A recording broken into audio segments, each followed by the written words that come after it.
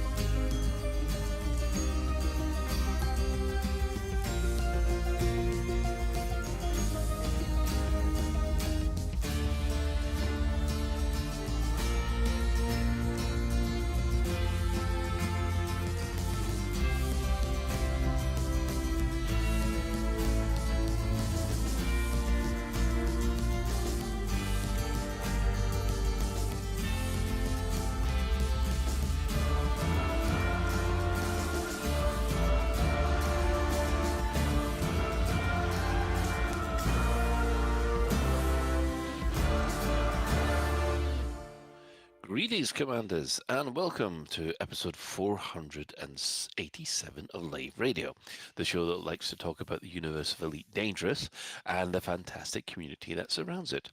I'm your host, Commander Phoenix Defire, Chief Archivist of Lave Station, otherwise known as Colin Ford, and joining me in the Orange Sidewinder bar for this episode, we have the Chris Mark IV. Hello! Hello. We have the Chris Mark V. Hello. Can anybody tell the difference there? Hello! Hello. I can't. again. Hello! Hello. You know, it's like it's like the opticians will go, and number one, and check number two, and you're there going, I can't tell the difference.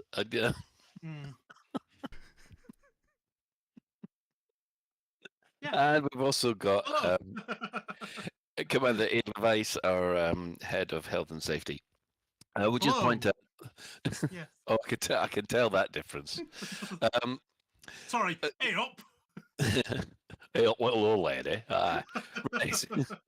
Yeah, you're talking about yourself there, mate. Right. Well, we don't have an Alec, mostly due to the fact his plane is running late, and we don't have a Psychic because she's ill. Get well soon. She's already sworn at us in the chat room, so yeah, it's business as usual as always. So if you wish, you would like to join us live. We're hanging out in game. I take it the Chris Mark IV that you're hanging around Lave Station Bar. I am. I'm hanging out at our regular reserved table at Lave Station Bar. Excellent. That's excellent. Right. So you can join Chris there, or if you can't get to us in game, you can join the Twitch chat channel, which you can access through laveradio.com/live. Click on the live chat, or go straight to twitch.tv/laveradio, and I can see lots of other people there, including Psychic. Psychic can't talk, but she can certainly type. Yes. So, yeah. Right. So, let's have a quick run around the crew, see what they've been up to for the last week. Let's start with the Chris Mark 5, who's probably got someone yelling in their ear right now. No. Last week I've been doing materials gathering. Fun. Yeah. So I ended up going to the Spire sites after having no luck with brain trees, and managed to get everything I needed at Spire sites pretty quickly. So yay. Yay. Lovely. Okay. We'll move straight on to the Chris Mark 4. My week. What have I been up to? I spent I went a couple of nights to the cinema last week. I went to see the new Kingdom of the Planet of the Apes, which is absolute fantastic blockbustery stuff. Really enjoyed that. The photorealism now that they've got over the apes, I can only assume that they have trained actual apes to act. Is the only way that I can think that they can do this now, because it looks absolutely amazing. Smeagol. Yes. Yeah, the way they've done the sort of capture over the top is amazing, and then the actual storyline for the film is great. So you're kind of getting like real good effort and attention put into it, which is just looks amazing on screen. So well worth going to see if you get the chance. The other thing I saw at the cinema was If. They were doing some early screenings of If at the weekend. So I went along to see that. And again, it's a really fun film in a completely different way.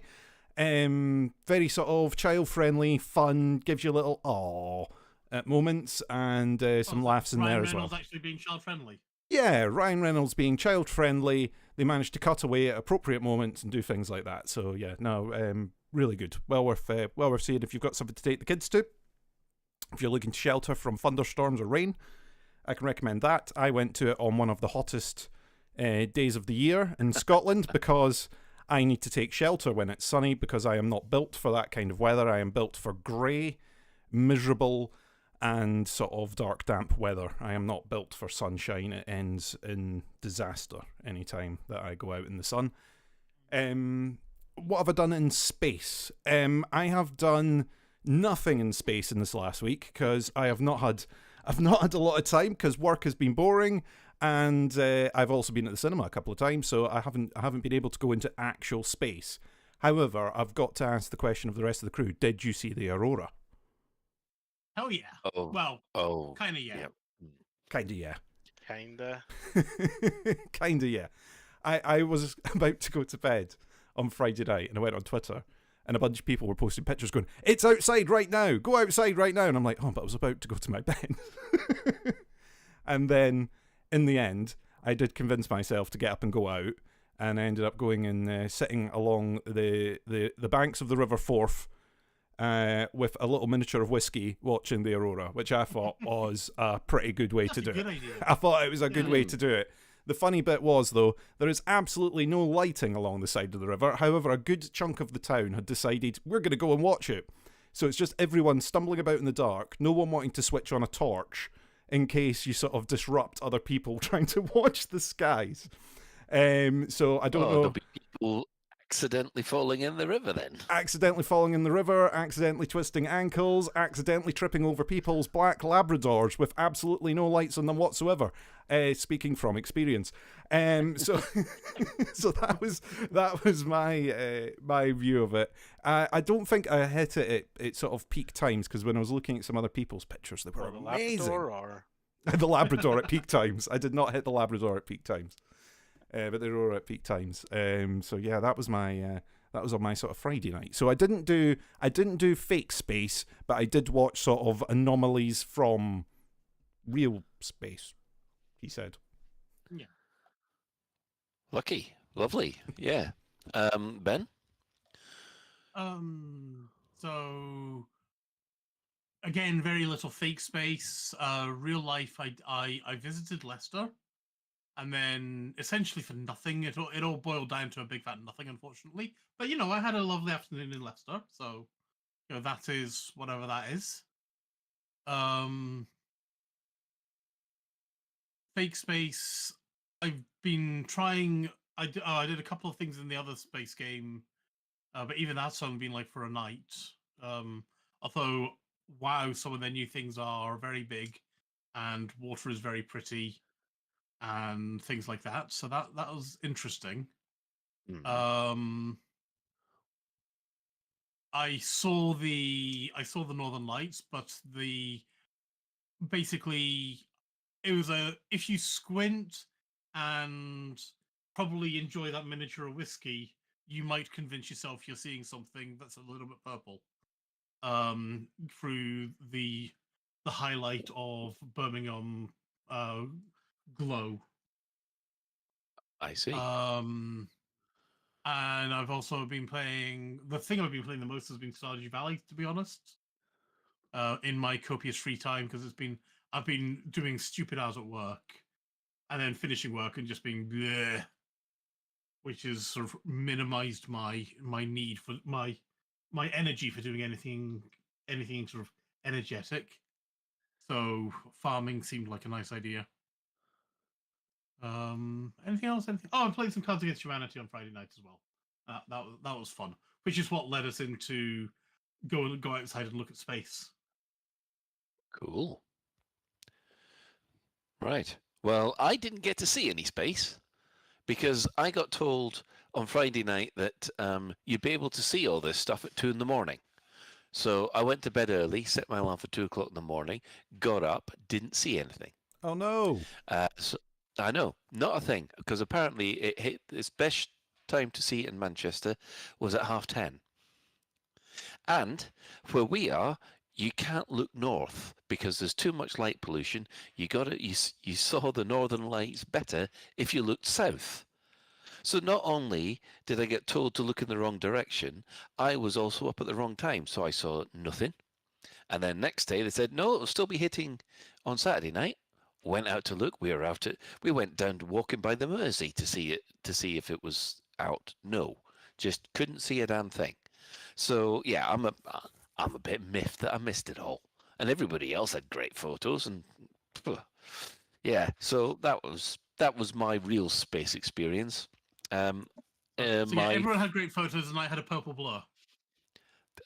Someone actually sent me a picture of the skyline of Manchester, and what they'd done is they'd taken a purple felt tip and stroked over the top of it and said, there you go. I like that. That's appropriate. Get. So yeah, that was my experience of looking at that. Apart from that, yeah, I've been trying out the Python Mark II, which I've been thoroughly enjoying. I put the SCO drive on the Orange Sidewinder, and that is just mental. And yeah, I've been having a good time in Fake Space. I did even try the other game. No Man's Sky? And it crashed again.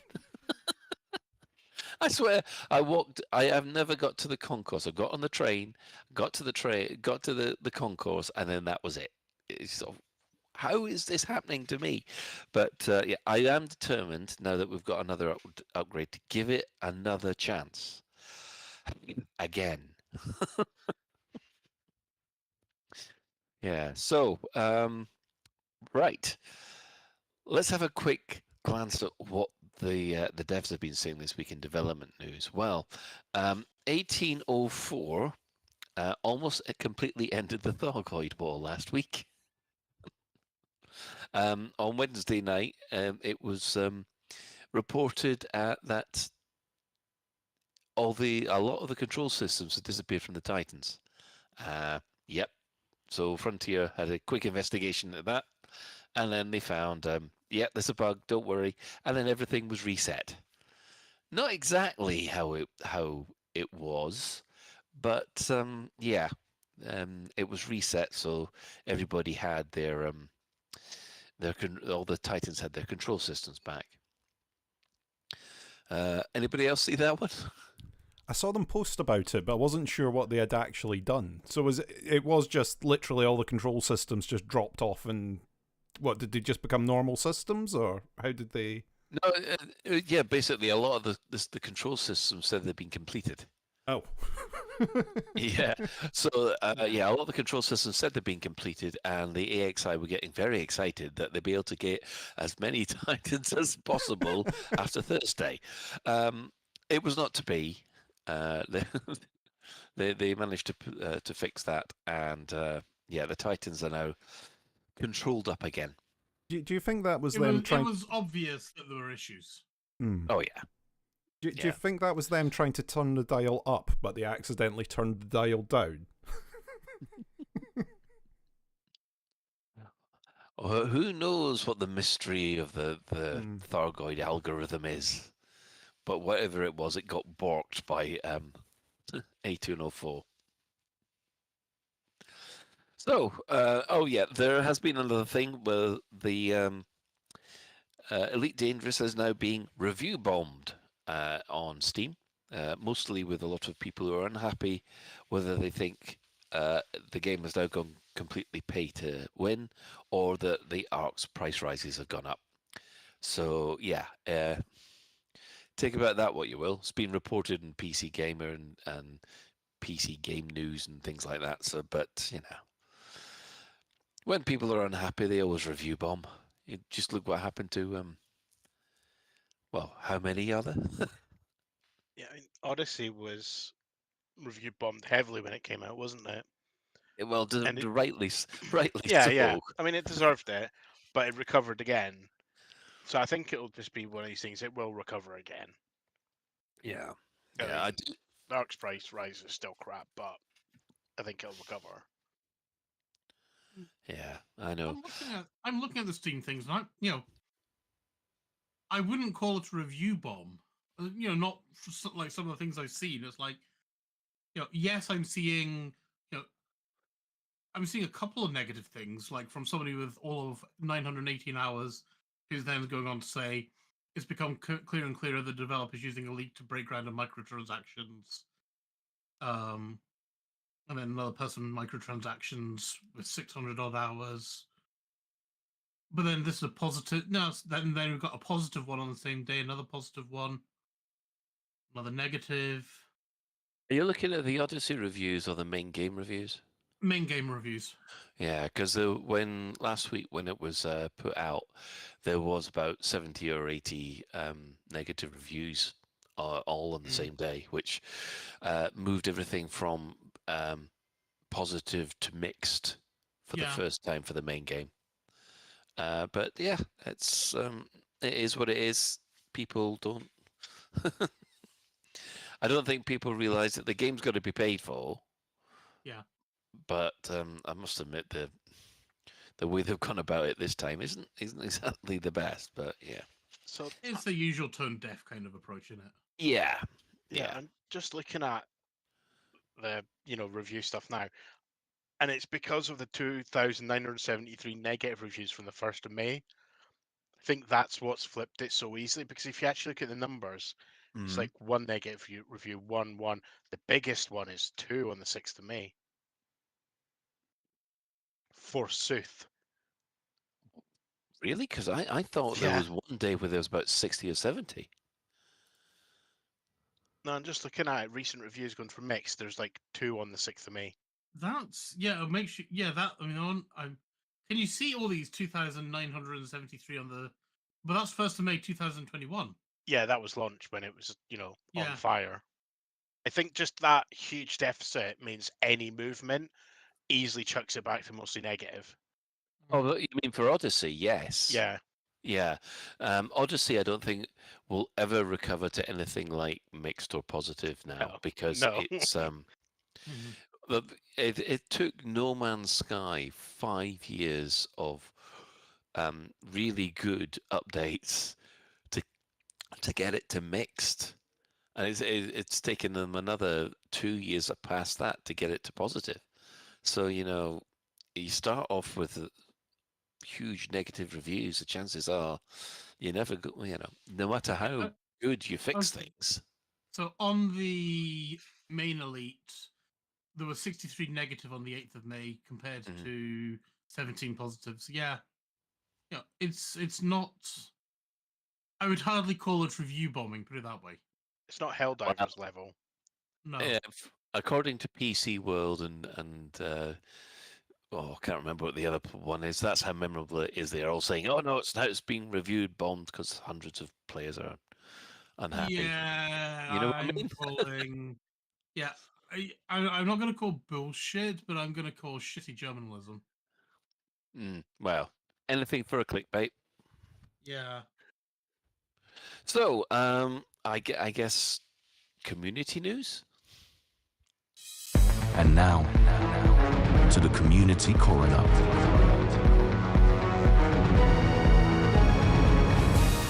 It's a dead game, innit, mate? Yeah, I'm hoping Alec comes back soon because we need him to take this section back over. Right. First off, we have to say hello to the High Wake, who's done another little episode of this time, including the Thargoid Titan. And this is explaining perfectly what happened on Thursday. Exactly. Yeah. Next up, we've got Commander Mechan. Now, he is tested the Python Mark II as a Thargoid Titan bomber. And yeah, it's really good. If one single Python managed to get the heat stack down to 50% in one run. So just imagine if there's two of you. That. If I was a Titan, I'd be scared. That's going to go down even quicker then when they become vulnerable, isn't it? That's going to really be the first test of it, isn't it? Yeah. Yeah, it's gonna be interesting, that. So yeah. But I think there are no negatives to the Python going after a Titan bomber. I think as a Titan bomber, I think that yeah. Right. Next up, we've got Ricardo's Gaming. Now he's been quite busy. He's so far done 4 videos about 18.04. So we'll put a link in the channel for you to review them all. So he's chucking them out left, right, and centre.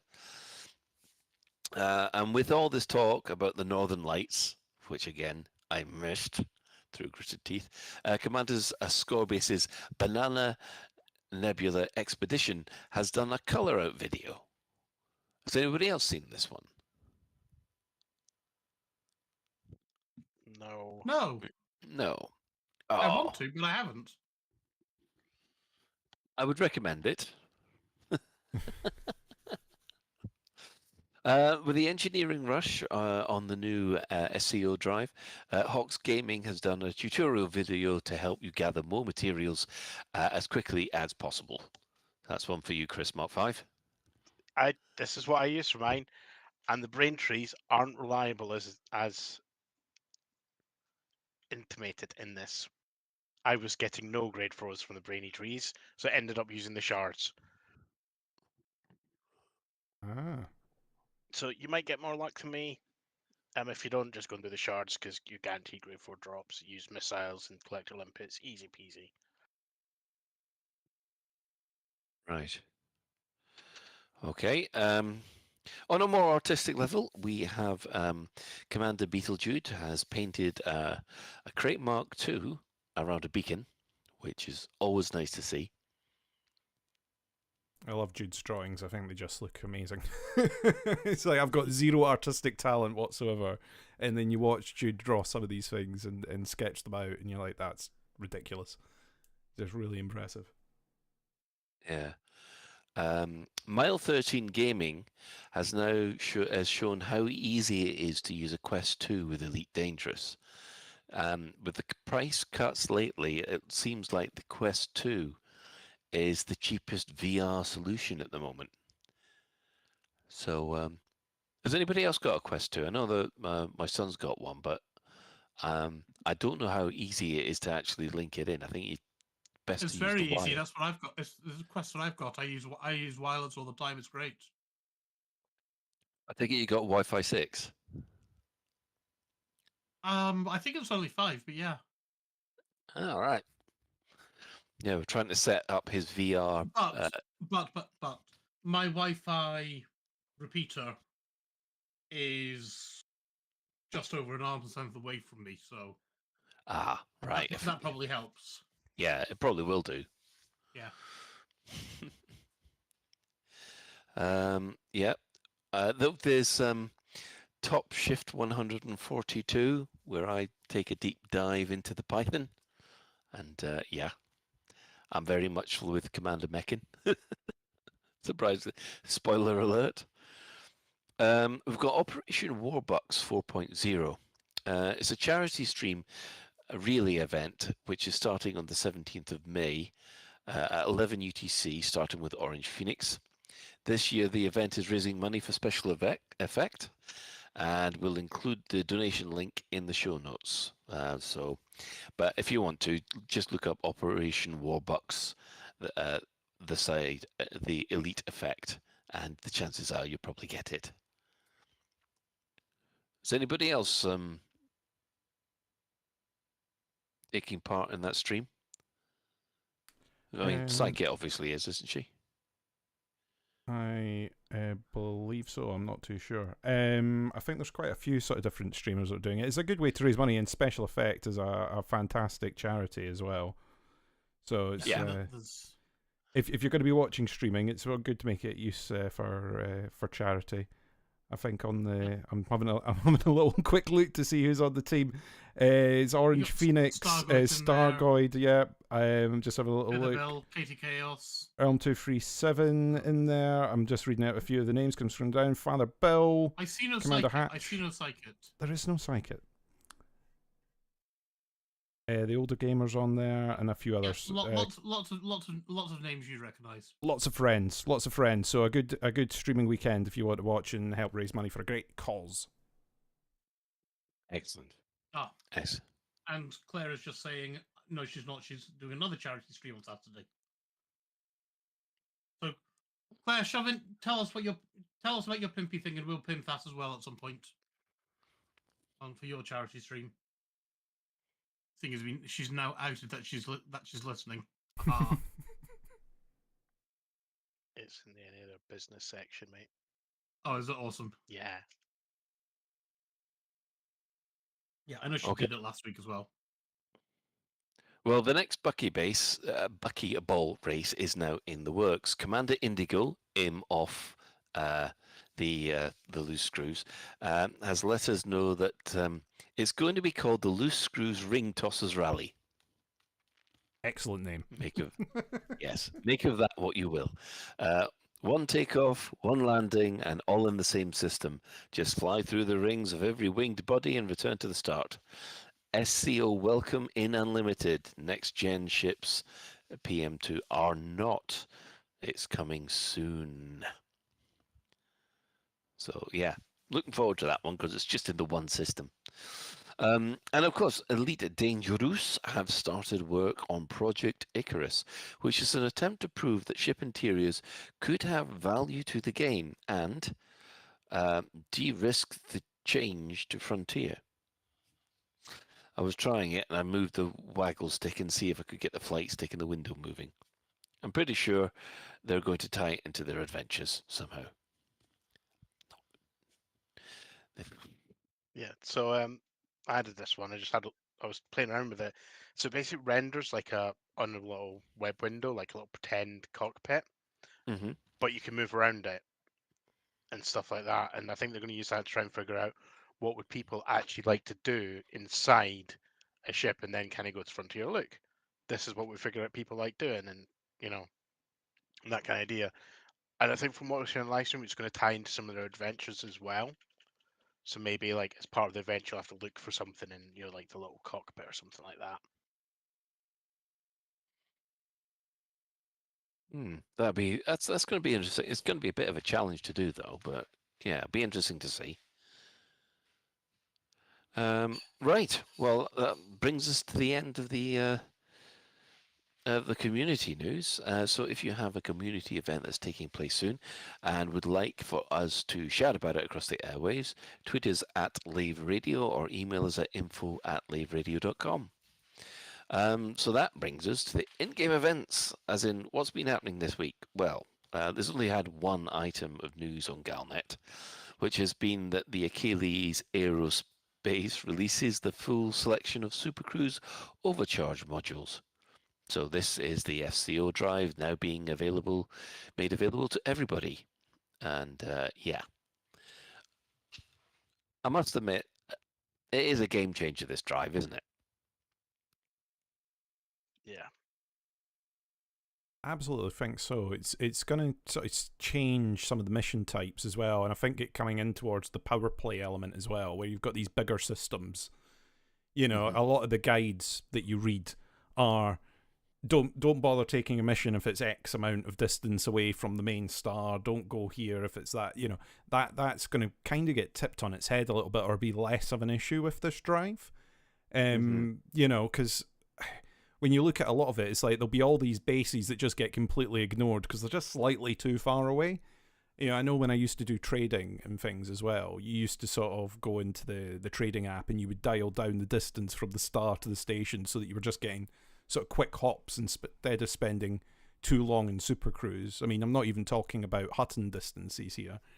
You know, it's like when you're picking missions, that would end up being one of your factors, because if you've got a limited amount of playtime, flying the spaceship is a huge part of the game, and it is a lot of fun, but sometimes Super Cruise can get a little bit boring. So it's nice. Yeah, that's just all. Yeah, pointing it in a straight line, I don't feel like I'm flying it that much, so speeding that element along is cool, and kind of the spaceship buckaroo that you get at the moment, where you're wrestling your ship as it goes along, is quite cool. So yeah, I think it is a game changer, really. I definitely agree with that, because on Sunday, I decided to do a few missions. So I selected 3 missions, which normally when I do this kind of thing, 3 missions is about all I can manage in an hour because of the travel time. Only this time, all 3 missions done in half an hour straight. I thought, that's great. That it makes such a difference when you go from launch to the content you want, then back again, so much quicker. It does make such a difference to the game. Well, I guess moving on from there, we've got our Thargoid War update. So after last week's wobble, the current numbers are 33 alerts, that currently 7 have been defended. We have 15 invasions, which 5 have been defended. Controlled systems are 624, with 3 cleared this week. This is the first time in 3 months that the total number of controlled systems has actually fallen, down by 10. We've got 17 systems which are in recovery. These figures seem to be lower than usual because of the little glitch that we had last week. They expect them to be back up again on Tharg's Day. But just in total, Haddad is now down to 22 control systems. At the moment, they seem to be knocking off about 10 a week. So we're probably looking at a couple of weeks before that Titan becomes vulnerable, and it will be Attack of the Pythons. Imagine it was. Yeah, I'm sure there's a song called that somehow. It's probably done by Bad News or. If you get like a full wing of pythons, is that a Monty? Monty of Pythons. A Monty of Pythons. Oh, dear. Yes. that is now the new collective noun for a wing of pythons. It's the full Monty. Hey. I thank you. Try the veal. They're all week. So I guess with all that, That brings us to that time of the week again. Store alert!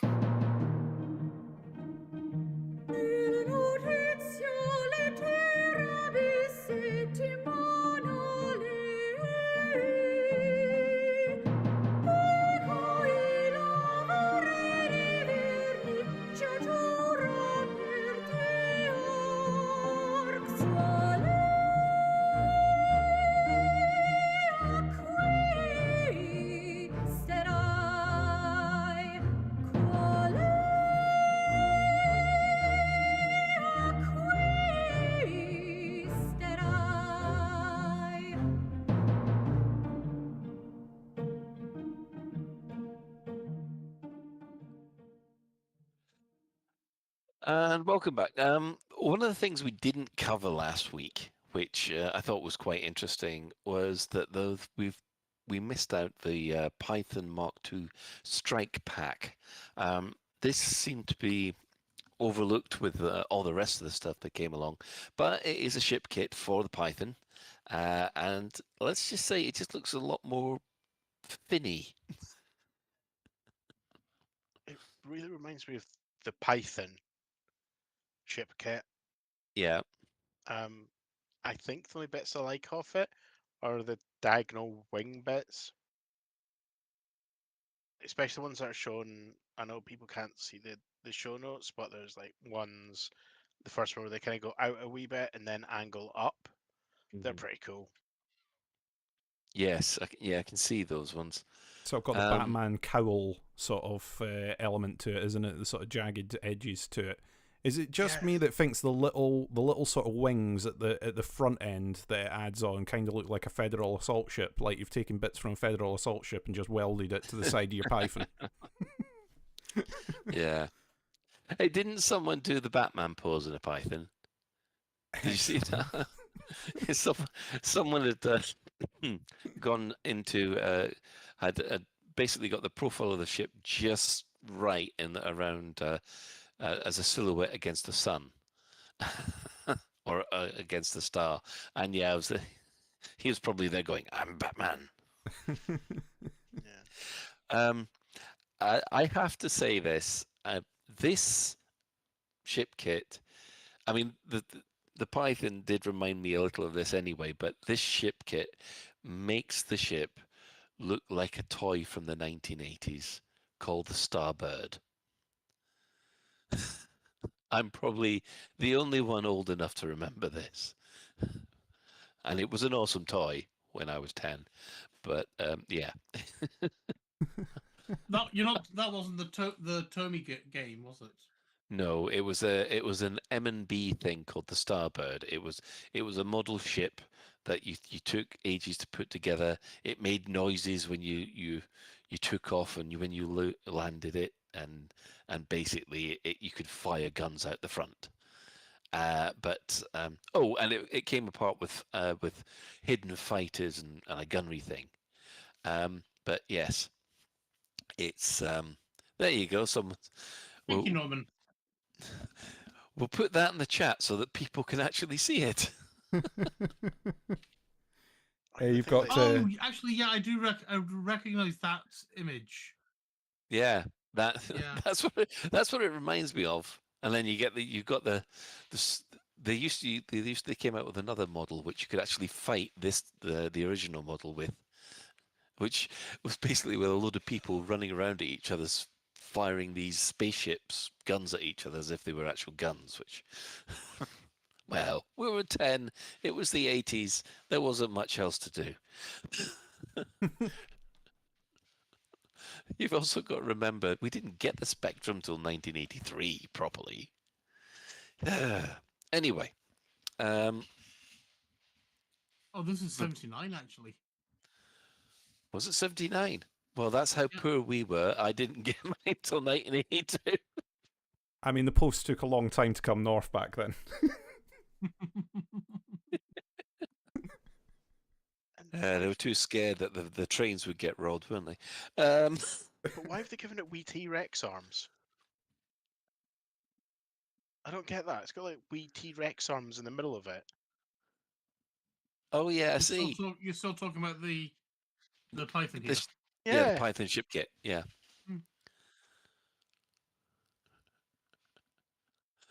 Yeah, it's well. Let's put it this way. I'm waiting on LCU LCU2 actually to that's the one to do a full aerodynamic analysis on the ship yet. Oh, that must be inbound, surely. Yes. Once he gets his wind tunnel up and running. That'd be. Do you get virtual? You must be virtual wind tunnels these days that'll take an OPGL model or something. I'm pretty sure like Red Bull or Aston Martin have one. Yeah, it's what they use instead of actual proper tunnel time, wind tunnel time, because they keep on getting fined for it, don't they? Right. Yeah, well, I know. So like you could always print out a miniature of it, or something like that, can't you? And then shove that into a wind tunnel. Yeah, probably. But then you've got to analyze the wind flow. And I am sure there are people in the community who can do that. Our community? Yeah, probably. Yeah. There probably are. Yeah, I'm not one of them, but I'm sure there are. Yeah, the next ECM will probably have LC Unifull like one with a full wind tunnel and a Cobra model in the middle. Oh, LCU, the challenge is thrown down, mate. It'd be hilarious, LCU, if the wind tunnel. And just for science. No, it'll be a wind tunnel with a block of cheese in it. Yeah. Oh, is that a T7, is it? Yeah. No, that's the Cobra. No, Cobra's a slice of cheese, not a block of cheese. Oh, okay, sorry, yeah. Make your favourite starship out of cheese at this year's ECM. Other cheeses are available. Other cheeses are available. That's right. Yeah, all ships must be made out of cheddar. Nobody used Red Leicester, damn it. And Thargoids are made out of camembert. Right. Well, what we're going to do is we're going to take a quick advert break, and then we're going to come back with the main discussion. Listen here, ladies. While your man is out and about bringing home the bacon, you need to make sure you look your best, which is why we present to you our Lady Shave. It's small enough to fit into your dainty lady hands and releases a perfumed scent as you cut away that ghastly body hair. Listen here, ladies. Say no to substandard shaving. At Saracen, we believe a woman deserves a shave as good as a man's. Introducing the Panther Clipper for women. Gone are the days of your unruly body hair making you look like a bedraggled alpaca. The Panther Clipper is the biggest, baddest shaver credits can buy. And now, it's available in pink. A shade so smooth you'll need a tighter Dominator suit.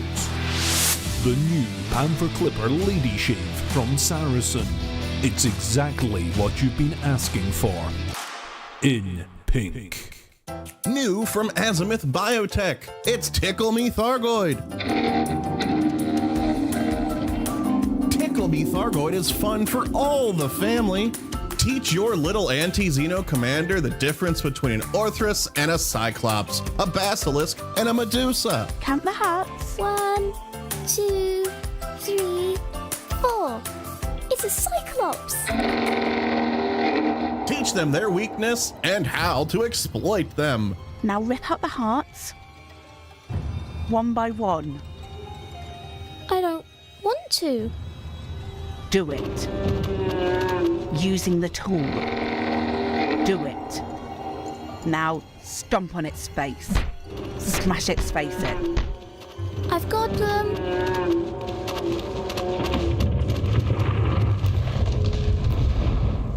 Tickle Me Thargoid. Available now from branches of Lave Toy Depot and other retailers.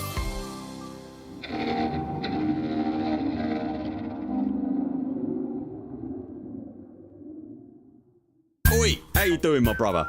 So you run some data and you left your little sidey and you're starting to think about maybe a ship that can punch a little bit harder. Well, the Killback, the one with the little flappy wings, is just what the doctor ordered. It is multi-crew enabled and is the smallest ship with a fighter bay, so you can point and they will do your bidding. Ha! It's got 3 utility mounts, 2 small and 2 medium hard points, plus a whole batch of compartments. So if you want a bit of fun, grab a Killback, my son.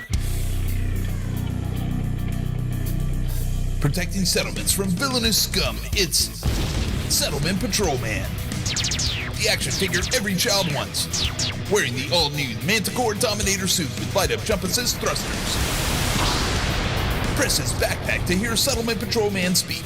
Not seen you around here before, Commander. Is that a Karma P15 in your pocket, or are you just pleased to see me? Hey, don't point that at me. When alarms sound, Settlement Patrolman rides into action in his surface reconnaissance vehicle with pop-up turret and glow-in-the-dark wheel trims. Settlement Patrolman. Surface reconnaissance vehicle and action figure sold separately. Available from branches of Lathe Toy Depot and other retailers. Microelectrode, ion battery, and circuit switch not included. And welcome back. Well, we're playing a bit of catch-up this week because of so much that has been happening since the end of last month. When we had Darren on, we were hoping to also discuss the Powerplay 2 mechanics that they'd gone through and demonstrated the week before on the Frontier Unlocked stream. Well, this time we're able to actually discuss it because, last time, first of all, we had Darren on, which was incredibly interesting. And then we had all the release of the Python and the rest of the store changes. But now we can go back to actually discussing Powerplay 2.0. First of all, for those of you that can remember the actual deep dive that was done, what did you think of the actual deep dive stream? Because I must admit, this is what I really wanted to know. It didn't go all the way. It didn't give me everything I needed to know, but it was enough to make me want to really get involved. What you guys? So, it got me interested. It seems like they've simplified a bit out, because from what I remember when I even attempted the current Powerplay and basically gave up after I got nice shields, is that you couldn't pick where you wanted to try and deliver stuff to. It was always like 3, and that was picked by someone else who had more magical points than you or something. I think, is that right? Does that sound right? Or am I just like hallucinating? No, what was happening, what used to happen is if you wanted to expand, the entire group got a vote on where they'd want to expand to. And the higher ranking you were, the more votes you got. Okay, So, and yeah. then it could easily be controlled by one squadron if they had enough people in that top 10. Yes. So I kind of like the idea. It seems it's more open, that you can go and you're like, I'm going to go and pick on that system, especially with the idea that exploited systems can be lost if you take away their fortified system that the exploited systems are chained from. That's pretty awesome, because if you're under attack from another power and you've got a salient, which you could hit one of their fortified systems and take it out, and then they could lose like 4 exploited systems in that chain. That's incredible, and you can go and do that. You don't have to have some vote and hope that the people higher up for you decide that's what we're going to go and do. I think that's pretty awesome.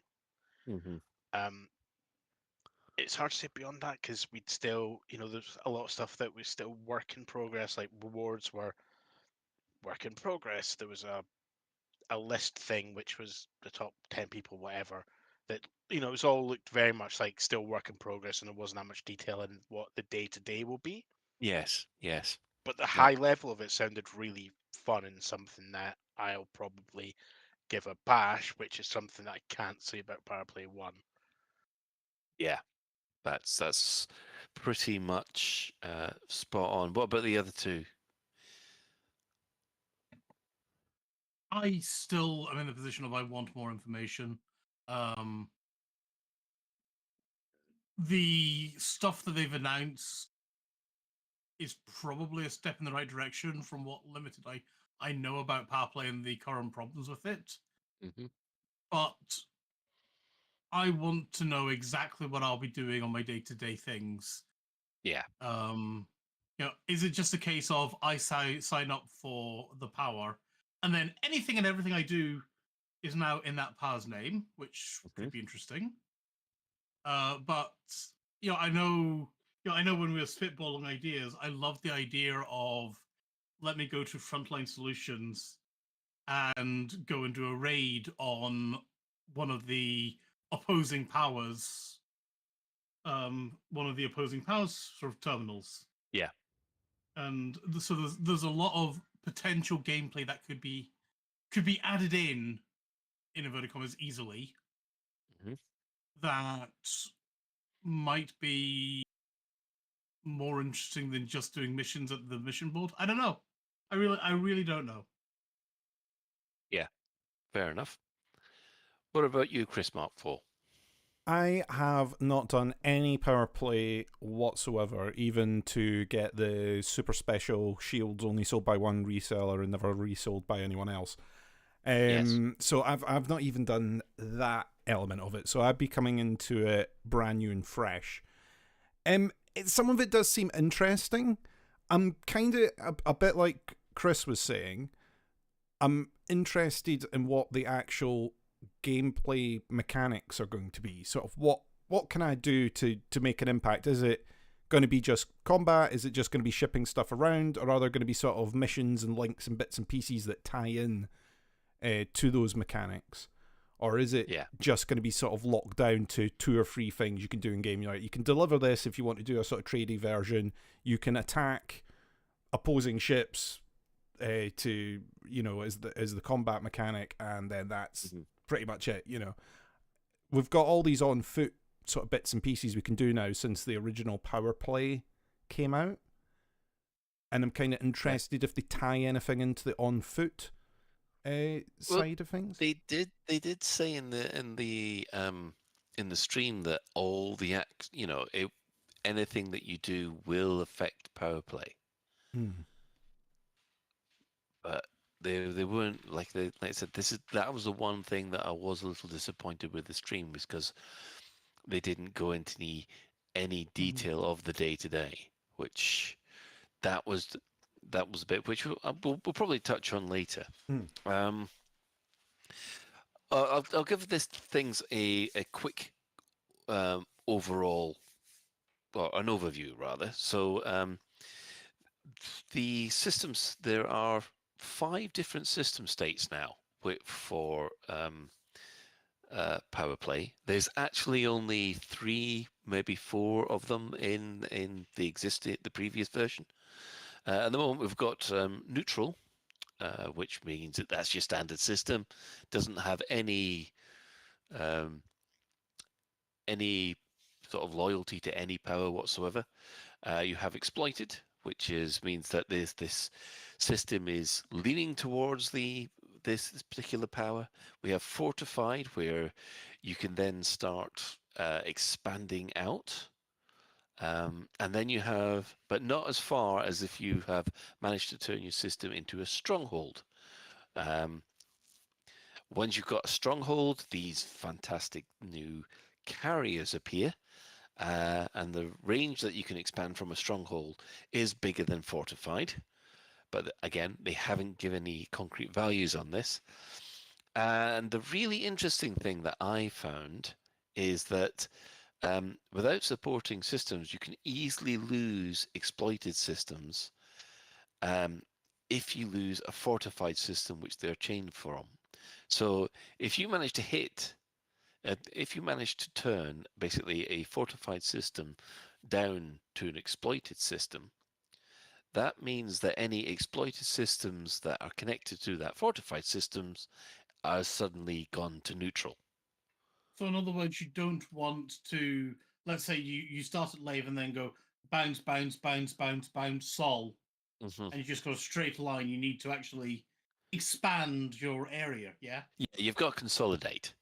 Yeah. The idea would be to stop, to make sure that all your systems can support one another.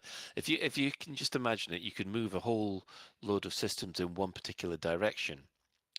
But if there is one critical strategic stronghold or fortified system that every other system branches off of, and someone identifies it as a target and they knock it out, then basically your power has just been reduced by a massive factor. So defense of those every- strongholds is going to be super important then as part of your piece, isn't it? Because people are just going to go straight for the straight for the jugular, aren't they? Well, they are, but that's the thing. I mean, I do like that because at the moment, when you look at Powerplay 1, there has been no movement between the powers in the last 5 years. I'm completely serious about that. As much as I enjoy playing Powerplay, I know that everything I'm doing is just maintaining the status quo. There's nothing I can do to to flip one system to a different power anymore, because the game, the Powerplay 1's got into that kind of static state that everybody's got as many systems more powerful systems as they can, and they're all fighting over these one or two little systems that are left, and they're not turning them. So I do like the fact that you could, if you manage to hit strategically or tactically into their net work of systems and take out something big, it has a massive knock-on effect. I think it's fantastic because I can see, like, when you come under attack from a power, you quickly expanding out without securing them, just go exploit all the way out of. Sorry, fortified all the way, just to try and get into, like, sorry to use this term, but get into their back line. So almost outflank them to get in and just knock out one system that is a linchpin for their attack. And I think that's going to be amazing. It's going to be really fun to see people figure that out, and just you can almost just be able to watch like little arms of systems come, alive, and then watch them knock back out and start up again.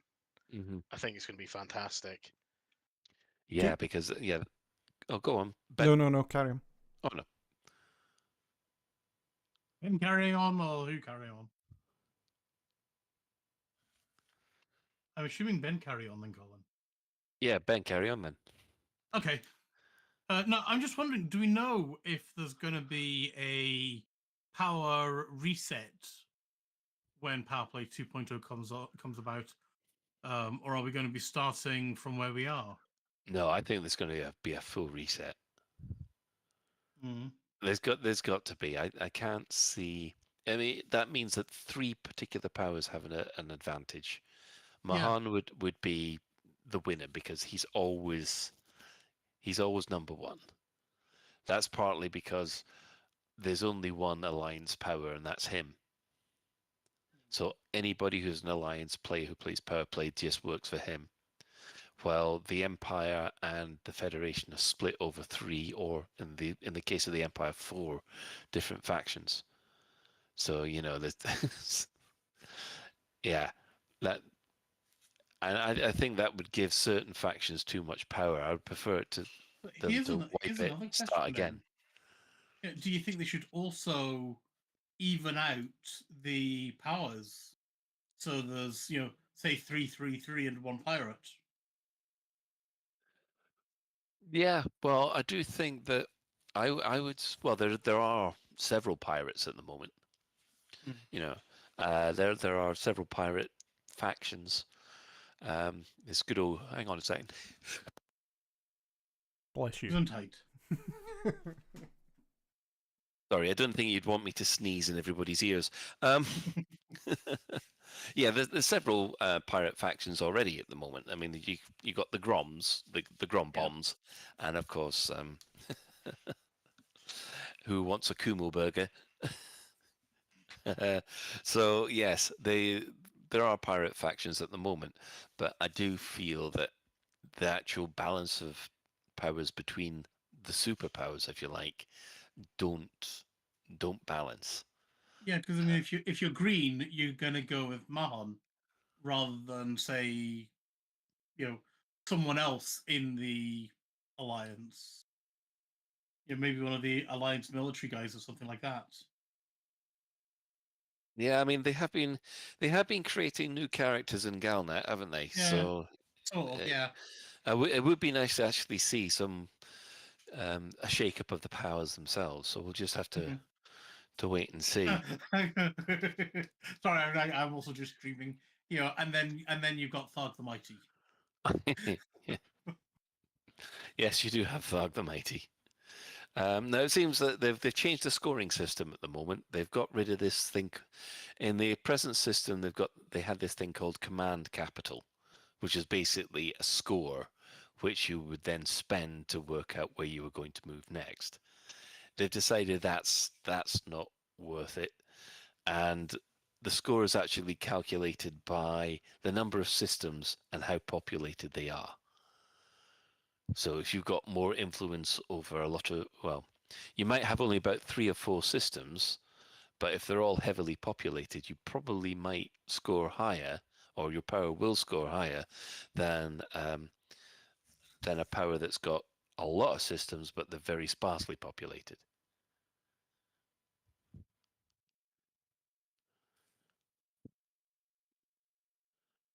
Don't know if it was just population though, because they made a big thing about trade hubs during the explanation of it. So I don't know if certain things are more like, would a low pop trade hub, if that can be a thing, be more valuable than just a low pop whatever? Well, sort of, you could have a high economy because of the trading value, but a low population count kind of thing. I mean, you would think the supply line sort of element of it would be weighed in some way, wouldn't you? Rather than it just being population. I prefer it to be more than just population as well, where it's a bunch of things that affect the economy of the system. Yeah. And then, of course, you could always just go and redesign where the postal votes go anyway. Yeah. Well, apparently the way that you actually attack another system, attack a power, system states, is by undermining. And this is the pretty much the same action that there is currently in Powerplay 1, where you are given a set of objectives and you basically hit the hell out of those objectives. In the case of Powerplay 1, it's normally locate the transports that are carrying certain goods, which you'll be able to see, or any ship which is aligned with your enemy power, and just basically kicking the crap out of them. I really hope they do more than this. Well, yes, that's one of the things but what that will do is that more that you undermine a power, the more they've got to work at their own tasks in order to maintain that system state. Yeah, that makes sense. But I'm thinking about the BGS. There are so many things that you can do that will negatively affect BGS. Mm-hmm. And I really hope they make it as rich as that. Yeah, because I know that the BGS has got the advantage that everything you do affects the BGS, and on top of that, the mission boards. The main problem with Powerplay 1 I found was that they said that they were keeping the mission boards separate from Powerplay, which I thought was a bit of a mistake. Mm. But yeah. So if you manage to get a couple of powers who are interested in the neutral system, I'd say you've knocked a system down to the neutral level, then that system then becomes contested And I know that this already exists in Powerplay 1.0. It's normally where we've got lots of conflict zones that have appeared all the way through the system as these two powers fight. But these are conflict zones as of Elite Dangerous 1.0. It hasn't got all the bars and the secondary objectives that exist in in later iterations. So they've not been updated. No, they've never been updated. Oh my word! I didn't know that. Yeah, it's one of these things that when you go and get involved in one of these power play battles, you sort of think is okay. Where's my bar in the corner? Where's my Is there any secondary objectives? It can be a little disconcerting because it's quite jarring. Yeah. Yeah. So yeah, it's mind you, to tell you the truth, it's been quite a while since one of those has actually appeared, because, like I said, it's been so static for the last 5 years. Do you think they'll drag the Odyssey ground CZ's potential into this as well? I hope so. That would kind of make sense, right? Yeah, I'm sure that they said, is there going to be ground actions on foot stuff affect power play? And they said yes on the stream. Or was I wrong? You've got me doubting myself now. I think they might have briefly nodded towards it. Yeah.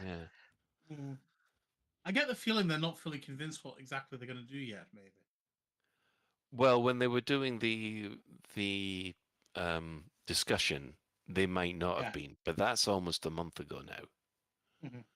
So I'm hoping that they've gone and tied these things down by now. Hopefully, yes. Yeah, and the stuff that they were demonstrating, I did get the impression that was another couple of weeks, a month or so behind where they were at the present time anyway. Well, that's usually the way over things, isn't it? Yeah, normally you do. Showing things off about it sort of several months before it comes out. Yeah. No, but one of the interesting things was what you saw in the strongholds with the fleet carriers. That actually got me quite excited.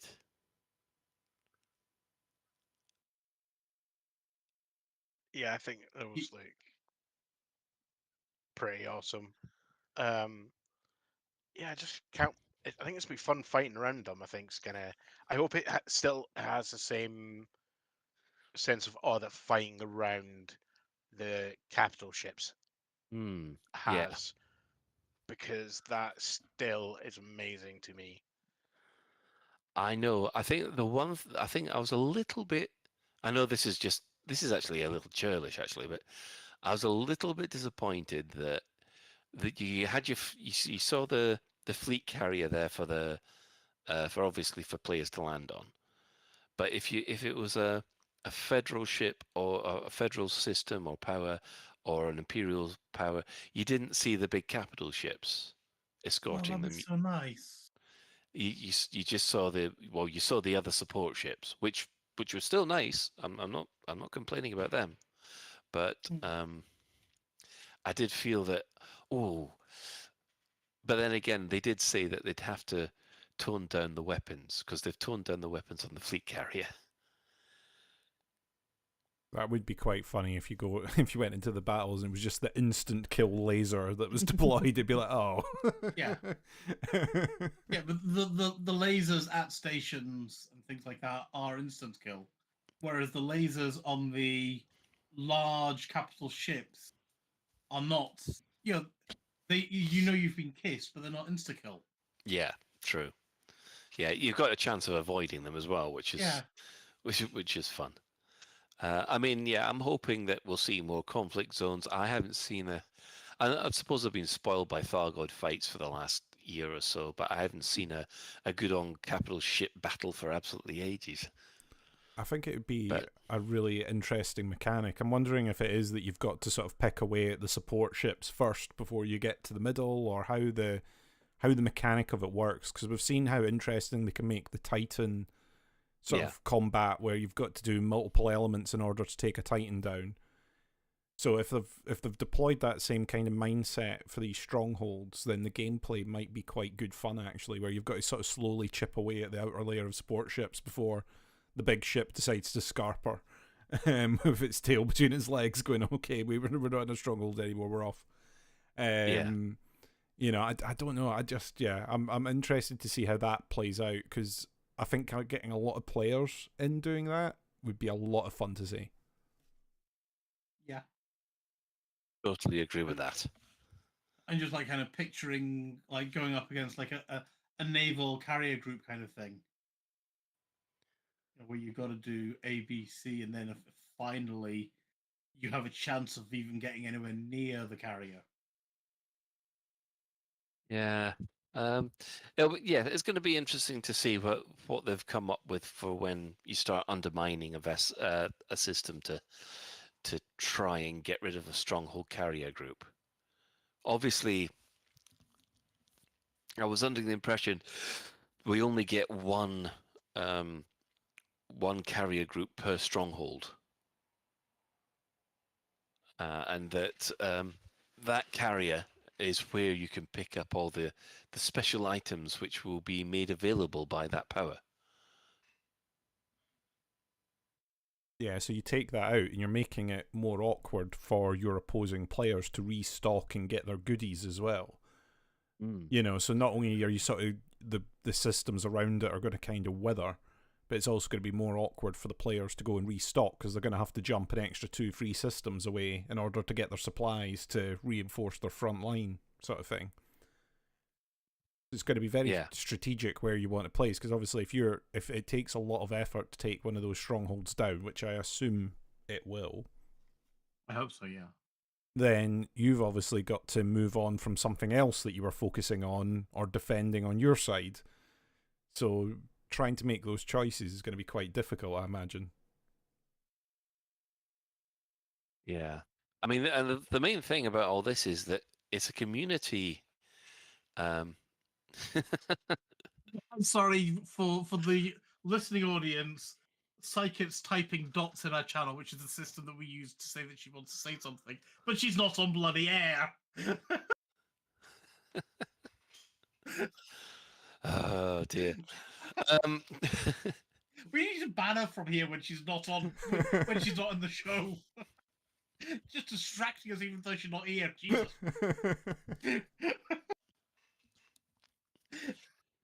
Yeah, I mean, you can get certain items from the stockhold carriers, which we're assuming are the Powerplay rewards, and they're all supposed to be fully stocked up with a lot of items and markets and things like that. So yeah, it's going to be interesting to see how you can actually. What I really want to know is how you can defend against people attacking your carrier group, because that was one of the big things where everyone got excited, and then they went, but you can still do it in private on solo, and everyone went, well, how are you supposed to stop them then?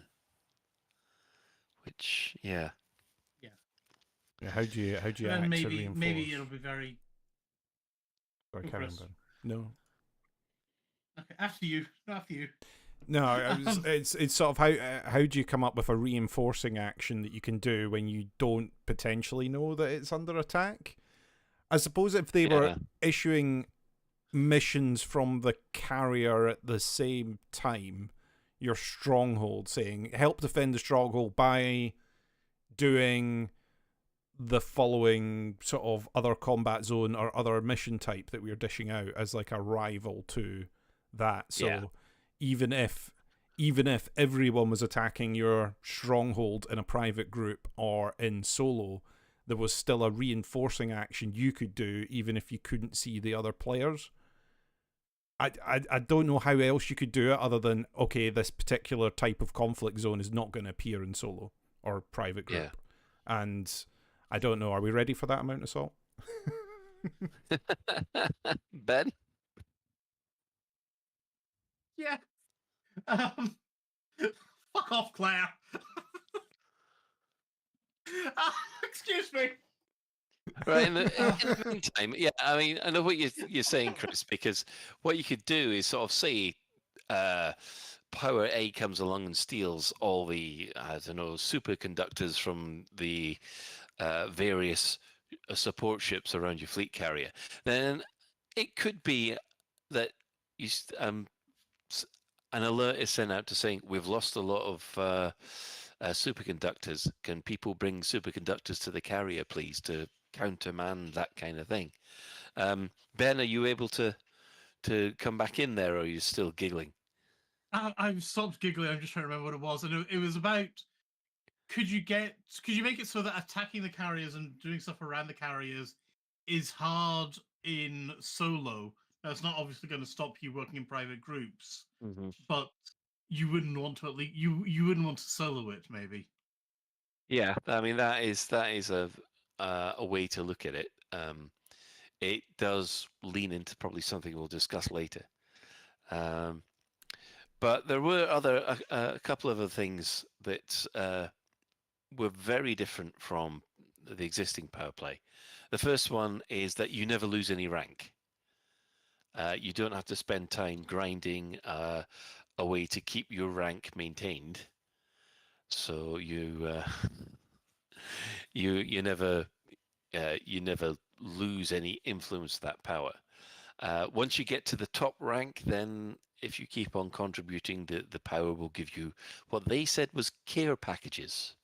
So yeah, goodness knows what they are, but apparently care packages are good.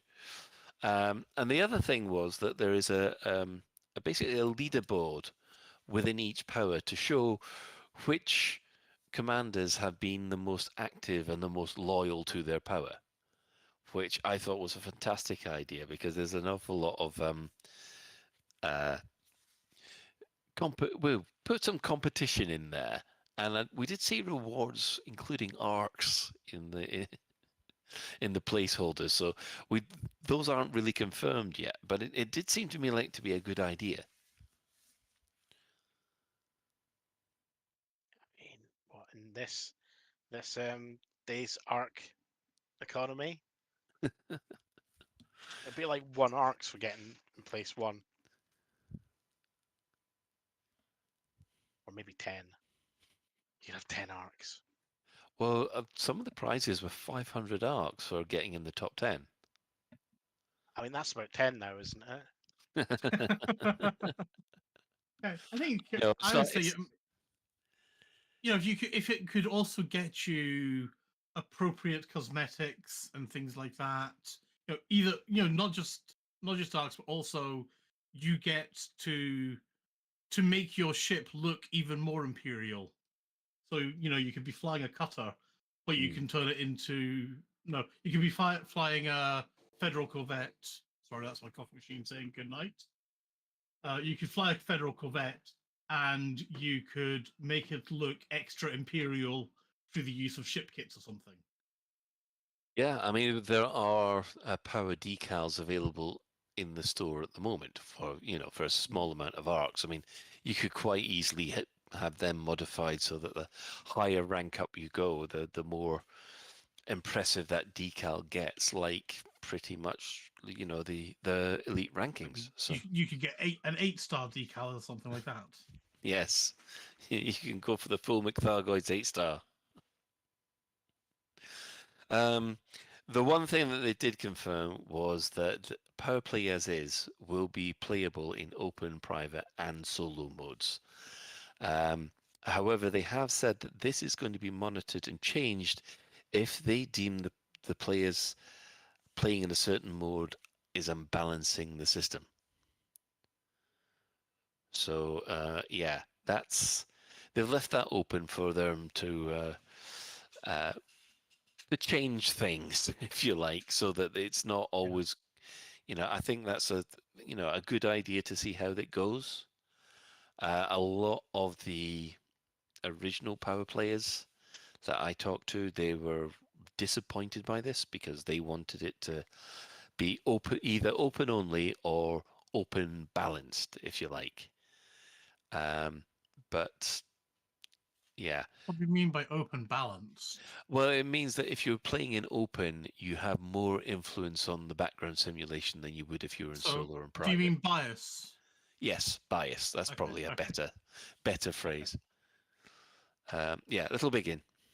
So, I think it should have actually gone with open bias to begin with. So I don't know, like doing a thing in open is worth double what it is in private and solo, because as far as we know, the last time Frontier did a breakdown by where everybody plays, for the vast majority of people playing private and solo, and I know Yeah. some people will be upset to hear that and go, no, everything should be open only. That does exclude the that then is forcing, if you want your players to, existing players to get involved with this, because let's face it, Powerplay 2 isn't going to bring brand new players into Elite. No. You know, that will upset some people as well. I've just said that. So you want to encourage your existing player base who mostly play in solo and private to get involved. The way to do that is through encouragements, which is if you do it in open, it's worth double, but you can still play how you do normally. It just won't be as impactful. I think they should have gone with that to start with. You'll not be able to min-max it. Yeah, I mean, originally when they announced this, I was pretty much disappointed, in the same way that you are there, Chris 5. Just like Chris, it's easier. Yeah, there's too many Chris's. Never too many Chris's. We are Chrisful, we are Legion. Yeah. No, we And are we have the a show Borg. title. We are Borg. We are the Chris. Right, You're based on Chris Rhomboid. Oh dear. Oh, it's a Chris collective. There you go. Yeah. Right. Well, go on. No, I was going to say, I wonder if they could do it in a points way. I think that's probably the most elegant way of doing it, where, you know, if you manage to get a player ship or you're making impacts on a player ship, then that'll count more than if you're doing it to an NPC. But then again, you don't want people ganging up on players. You don't want to put people off getting in. You know, it's very difficult, and it kind of dictates your gameplay as well. Yeah. The Chris collective it sounds like a band that would make Coldplay sound interesting. It's the name of Jefferson Airplay cover band. Right. Well, Off what Chris has said. yeah. Well, the Powerplay players, the people who play Powerplay 1 they've had a little. There's been tons of discussion about this on the various discords that are about, yes, it's. Here's some observations that I've put together. One of the biggest positive they've got from the whole system is the fact when you remove the command capital, and the way that they have structured the new system, it's excellent because it removes this thing called fifth columning from the game completely, where if you wanted to support a power or do damage to a power, you'd actually join that power and work against it from the inside. And what they've gone and done so far just completely makes that useless. So everybody gave that the thumbs up, because it is one of the most horrible. It was one of the reasons why they put all that voting in the first place, is because people would then vote for a system which would be absolutely awful for the power. And you know, it would make no sense whatsoever. So yeah, that's now gone, which is great. They also said that the ways that you can knock out systems where everyone's getting too strong, knock out their stronghold system and watch the chain reaction go. Everybody seems to have liked that. They've liked the fact that there's no rank loss anymore.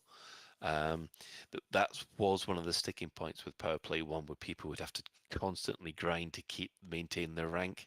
I mean, I know it was a way to try and keep people to play the game, but I thought it was too much stick and not enough carrot. Yeah, and like I said, because the fact that there's no voting, that it managed to put a bit of kibosh on, kibosh on the fifth colony whatsoever. What people weren't so sure about were what we've already talked about, was the fact that they didn't go into any detail about the day-to-day. They just said that there are selected activities that each power does, and the more you do them, the more influence you'll get. But of course, everyone's there going, well, all Mahan does is just send leaflets everywhere. He doesn't actually really get involved in any fights or anything like that, which was one of the reasons why it got a bit of a reputation as a Postman Pat simulator. People were wanting more information about that. Go on, Chris. It was just, I think it's still valid that you could have different options, missions, ways to gain power, depending on how that power prefers it. So with like Ashling, it's all, from what they said, like social media stuff. So I guess taking selfies and making memes, like that. Maybe that's for the cat media. Hey, that's what Ashling's that's going what to be, you the want. cat media. But that still seems a valid way to do it, right? Like they Yeah. shouldn't get rid of the Postman Pat part, because that is how some people, might do it. Like they said, with if it's an economic power in, you just go in there and just crash their entire economy because you can. Yeah, but you see, in the previous version, there was this just one specific commodity that had to be transported by the players. I mean, if it's a trading thing, then it could be just the fact that you're able to boost the economy just via normal trade would be good enough. Yeah, they did seem to. They mentioned that a lot, didn't they? Like as their example was economy. So that seems to suggest maybe there will be some power whose entire thing is, come look at all the money I have. Oh, that'd be Mahan, because that is Mahan. It's Okay. all he does is basically trade. For all his actions is to try and create more money for people, and that's what they do. So Yeah, I hope they keep that. I hope it doesn't go the other way and just become, just combat, or thing to keep that uniqueness for each person. Oh yeah, they have said that each power will have their own different actions.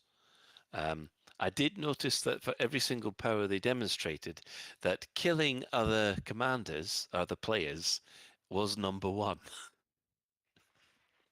for gaining points.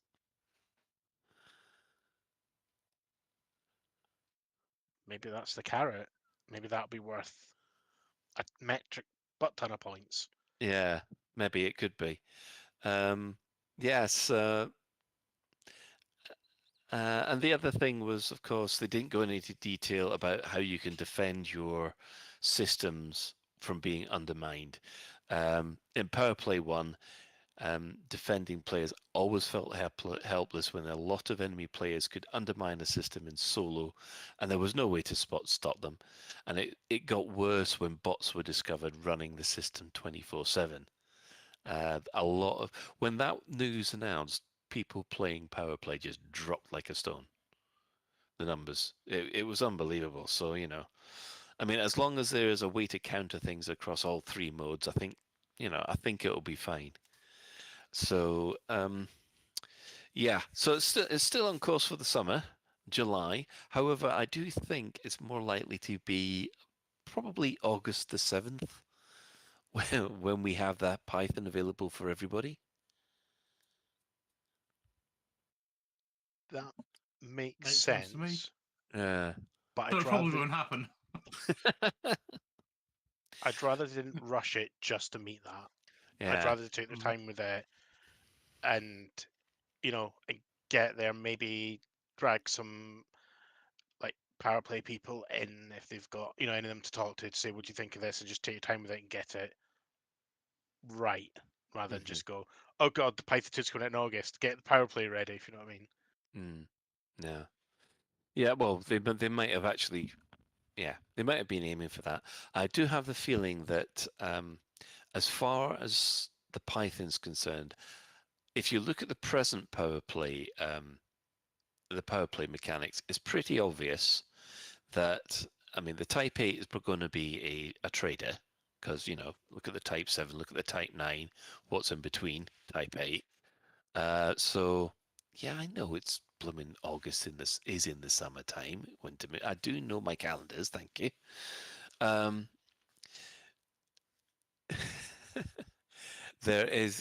do feel that in the existing Powerplay mechanics, you'd have the Type 8 as a kind of blockade runner trading vessel, and you'd have the Python as the ship that would try to intercept it. I got people saying, no, it's going to be a combat ship. Well, I mean, if it's a blockade runner, it'll still be able to defend itself. It'll just be fast. So, it's... I don't think it'll be a full-out trader. It's not like the Type 9, which is basically there for bulk carrying. The Type 8 might be more like for smuggling.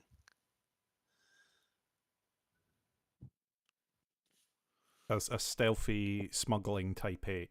But as long as it can land... I don't know, do we need something that can land on a medium pad as the trader? Is that what we're kind of missing? Because you go from the Type 6, which can fit on sort of any pad kind of thing. Or is that a medium pad, the Type 6? Hang on. Am I getting that wrong? Yeah. Type 6 is a medium. But then you've not got kind of a between a Type 6. You buy a Python. Yeah, you go to a Python, but...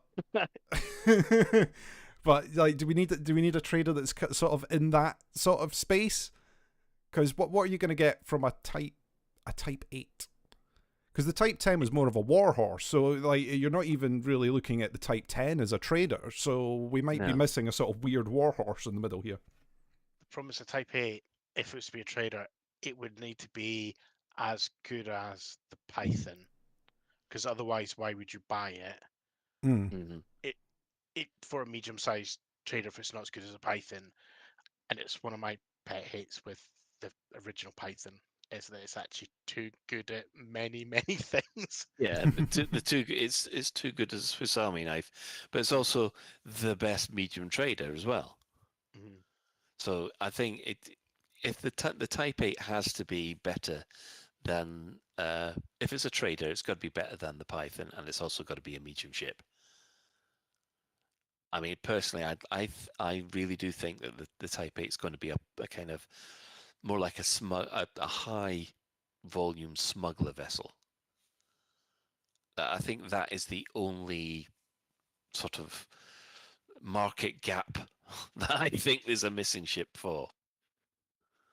And of course, because it's one of these variants, it'll be specifically designed to use the new SCO. Oh, that's true. Because a lot of these new variations are going to be good for the SEO, aren't they? So that would make sense. Having a trader that can do those inter-system hops a lot more efficiently would that push it, do you think, Chris, above the Python? If it was able to do the inter-hops better? I mean, potentially yes, but I mean that's a one-trick pony, and even then, I think it need to be. Oh God, like I don't know. It needs to easy carry the same as the Python, or maybe a bit more. Mm-hmm. But the problem is the Python is such a difficult thing to match as a trader. That's the problem. Like, what's that? What makes it better? Is it just the ability to go wee in hyperspace?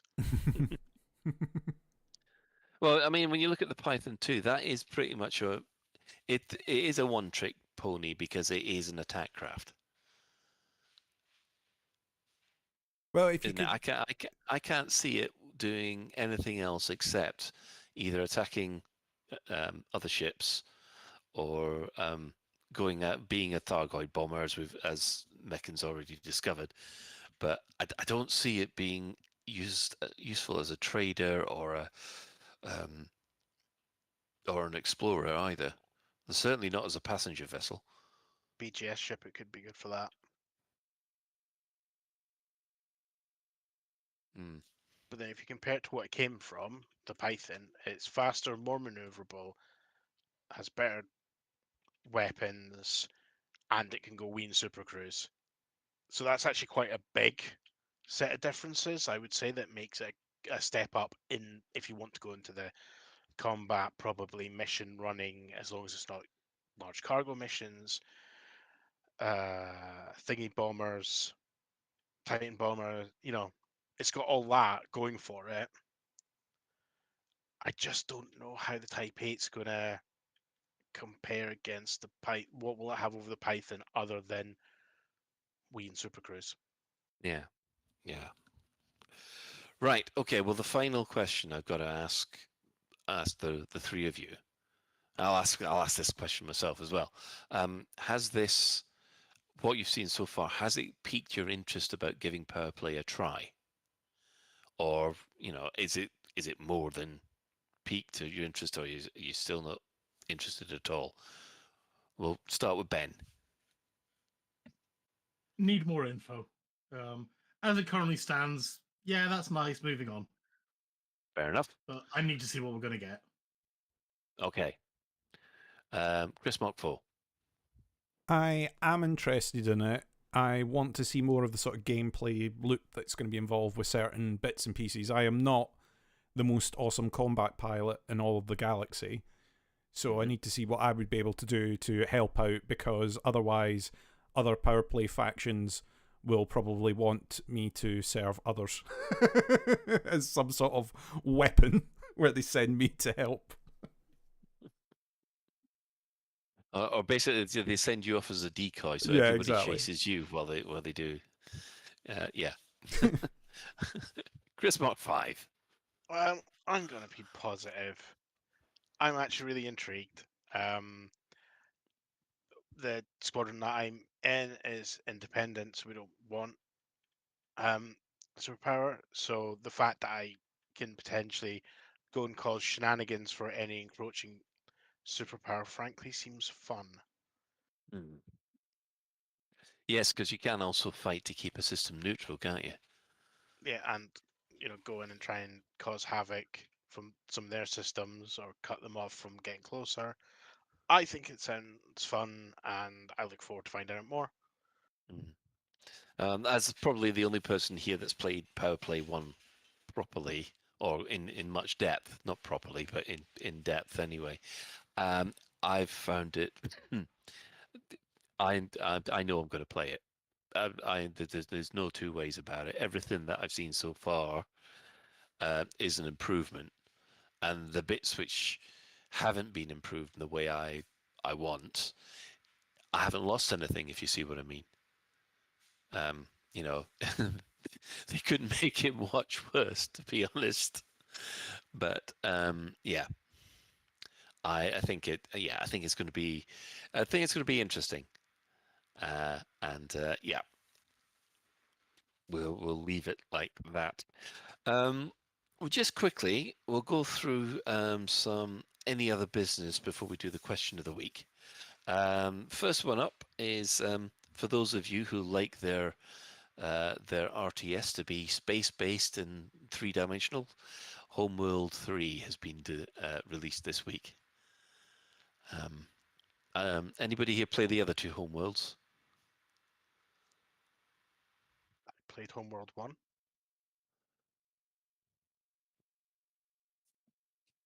Fair enough.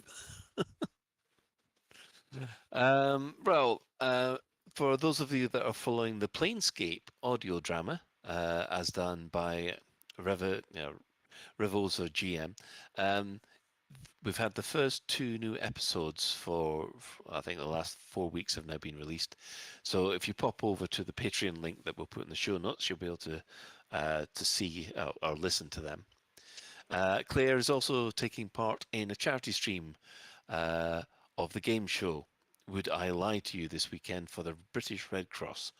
And again, we'll put a link for that in the Twitter. So, yeah. I guess we'll move on to the question of the week. This was put out by Claire on you as usual on a Sunday while listening to the Chris Mark IV, who was playing for 2 hours, not 3, but it should be 3.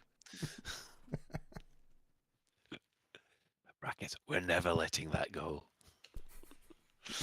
The question of the week this time was, if you could suggest another pre-build which could be added to the mix, what would you suggest? Or would you suggest a tweak to one of the existing ones? So the first answer we got was from Silas Resi. Maybe a good Mamba Racer, or perhaps something for those aspiring buckyball commanders.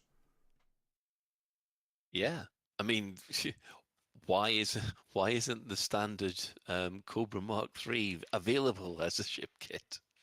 Yes, with just like go faster stripes. Like it's just mandatory that it's got like sort of built-in go faster stripes, you know, on the hull that you just can't remove.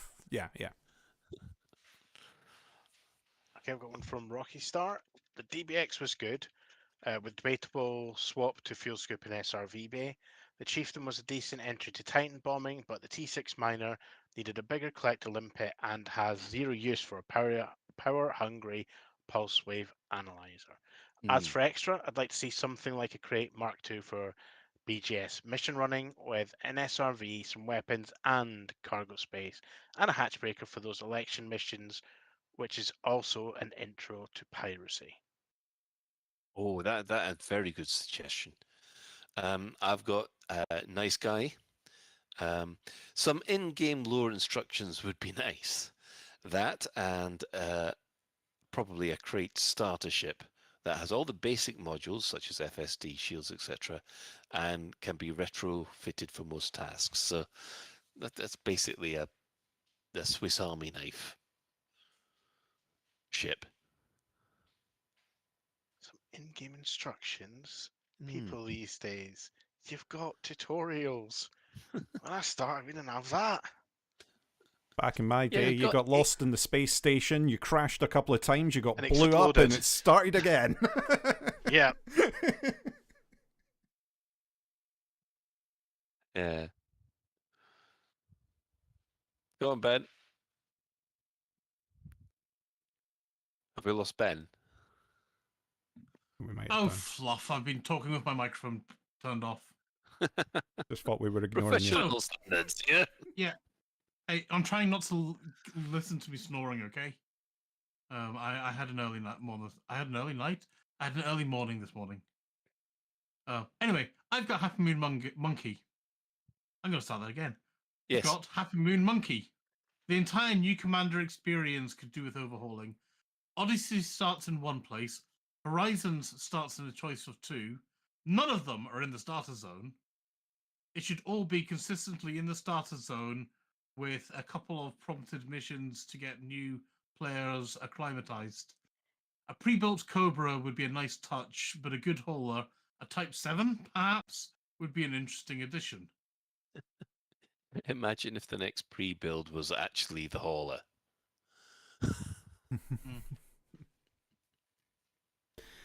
Commander Snails. I don't think I'd tweak the pre-builds that are already available. I think FDev have come up with perfectly not great but starter ships for the stated profession, i.e. good enough to give you all the right ideas of what you might want to do to make them better. As for other professions, Pirate Hunter, a semi-good Vulture maybe, Exobiologist, Viper Mark 4, Cobra Mark 3, all tuned up for jump range and an SRV. Tourist trip boat has to be a Dolphin, but with all the wrong cabins to do it well, and without an A-rated FSD. The equivalent of like the second-hand taxi or something that you've got. You know, it's a bit stained, the seats aren't very great, but do you know what? You can start picking up your first passengers. So anything from ScotRail then? I'm sorry. Last time I was on the trains north of the border, I was there going, I'm sure this was last used down south 10 years ago, and they've just shoved them up north. Sounds about right. Depends on the line. Depends on the line. I'll give them some credit. I especially like how they've got all the little cabins marked for bagpipe storage and tartan paint storage on the ScotRail trains. There's pictures on the internet if you want to have a look, listeners. I've seen them actually. They tickle my sense. They do make me laugh. Yeah. Okay, I've got one from DJ Wiley. Personally, I'd like to see him go a bit further with the pre-builds, better outfitting and more engineering. Would be okay if that cost more arcs than the current ones. It still wouldn't be anything we couldn't achieve in-game ourselves, but it would appeal to a wider audience. Possibly some more experienced players, such as myself, would pick them up. I think the Jumpstart pre-builds, as they are now, are only going to be of interest to a very limited set of players and probably won't make that much money for Frontier. Something that is actually going to save me some time.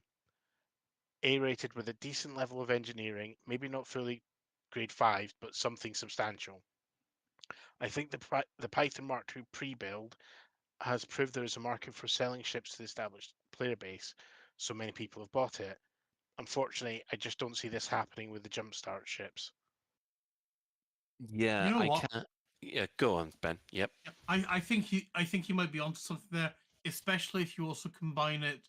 Not maybe maybe or maybe not a G5, but also do the whole the subclass as well, so that you really are doing the whole min max of the engineering. Yeah. Yeah. It's I'm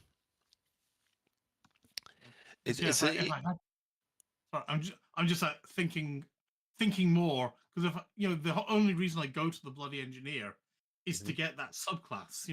I've already got my dirty drives and I can do that in wherever I am. But if I want to go and do the whole, I can't even remember what the boost is for the dirty drive, but the additional thing you do for it, I've got to go and see the guy. Yeah, you can't. Because you've got to get access to him and then build up the influence with him.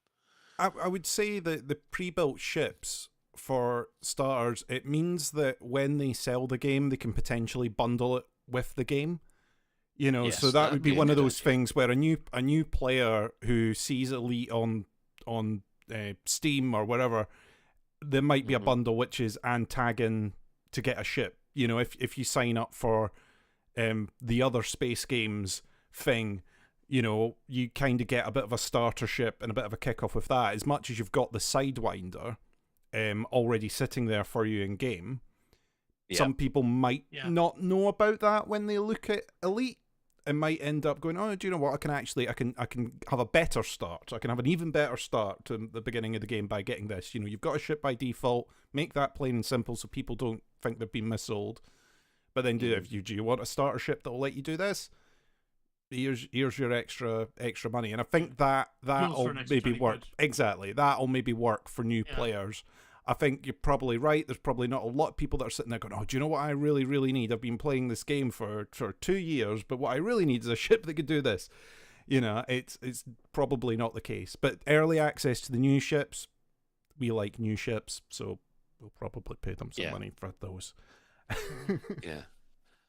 I mean, I'd just personally, I think, these these ship packs are a good idea for people who have definitely thought, oh, I really want to do this certain activity, but I know it's a 20 or 30 hour grind to get to the point where I can do it properly. For instance, the amount of people that I've seen or have discussed with the Thargoid War and them going into the Titan, they go, yeah, that looks fantastic. And then I have to explain to them that, you'd probably need to spend at least 20 hours before you even got to that point. And then just go, all right, I won't bother then. But, if they've got the ex-chieftain, the ex-chieftain won't, it won't win any competitions for racking up credits against it, but it will actually let you access the content. And I think Chris's idea of where you could say, right, okay, here's Elite Dangerous. You know how there's the Commanders pack on Steam, which gives you a certain amount. You could, instead of a Commanders pack, you could have a Traders pack, So you get Elite Dangerous plus the Traders pack for a certain amount, or you get the Pirate pack or the Bounty Hunter pack, and you'd get one of these ship builds included. But if that's the case, they've also got to sort out the new player experience, which we've mentioned about. Yeah. So that's me anyway. Yeah, I'm pretty much on the same kind of idea. I was suggesting, having a starter cargo cargo transporter, and I came up with a nice little holder with 22 tons of cargo, 38 light year range, and I just think that would be a nice little starter ship. That's not going to be good. It's not going to be what you want to make your millions, but it'll be enough of a ship to get you started. And of course, I put it all into an adder's hull just for Colin. Yes. How about Chris? Chris Mark IV, what's your take on this? I think a lot of the starters sort of for the obvious careers are probably there. I don't know. My only other thing would be you've got the on foot element of the game as well. So maybe something that would like kit you out for a bit of on foot, like as a scavenger. Like we give you sort of a Maverick suit as a scavenger. Where you can go about and pick bits and pieces. Maybe an engineered one. Yeah, so like maybe take it up to like a grade 3. Grade 3 all the equipment or something. Mm-hmm. Like a pre-done suit to let you do some of that. Potentially, where it's not sort of game breaking, putting you in with all grade 5 stuff. Yeah, but would give you a little booster into doing some on foot missions as well, because obviously this gives you, like some good starter ships to let you do the space side of things, but something that would also tie into the on foot would be great. Yeah, I must admit, there are current players at the moment would kill for that. it is a thing, isn't it? Yeah. And finally, Chris Mark 5. Hello. Yeah, I'd like to do something around the good old tourist missions because I love them. So I think I'd probably start with a dolphin, put in like one economy, a couple of first classes, and then aim it towards doing the trips which are sightseeing ones, I think. Because those you can do it in like any size. It doesn't really matter. And I think a dolphin, maybe engineered frameshift drive would be a nice way of doing that. That would get you see some of the damn pretty places in game as well. Yeah. Yeah. Spykit would like to jump in with her thoughts. Her thoughts are the current mining ship is Gash. I take it Legit. That's not good. That's not good. Yeah, I mean, personally, I think that a mining ship or a mining pack should allow people to do deep core mining, because let's be honest, that's what we really want to see. Yeah. So, I mean, nice idea, but yeah, a deep core mining would probably be very useful. So yeah, that brings us to the end of our question of the week. Thank you for everybody who's responded. There will be another question of the week along between about 2 o'clock after Chris Mark IV is finished. So I'm not saying it this time, but everybody's thinking it. What, you're not saying sorry? So, well, let's quickly do our shout-outs. Our sister station, Hutton Orbital Radio, it broadcasts on Thursday at 8:30. You can tune in at twitch.tv, Hutton Orbital Truckers, or if you just want the audio, go to radio.forthemug.com. For the discerning commander that likes a bit of CQC action, check out the CQC Discord at discord.me/Elite Dangerous CQC. We'd like to shout out to the following Elite Dangerous podcasts, which are the Guard Frequency, who do other space games as well. There is the Loose Screws, who I can now officially say do the worst Scottish accents since Mel Gibson.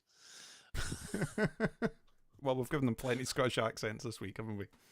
Yes. Americans cannot do British accents, and especially not Scottish accents.